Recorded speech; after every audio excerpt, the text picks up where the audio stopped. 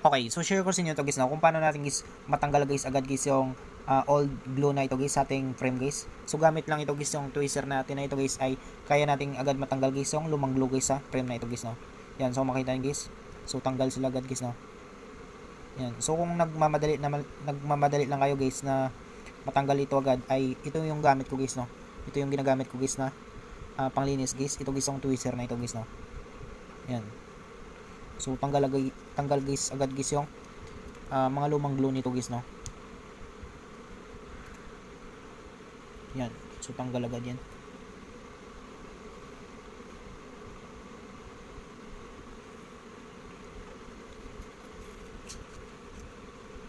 Yan. So makita nyo guys, malinis na siya guys. So tanggal guys agad guys yung lumang glue niya guys, no.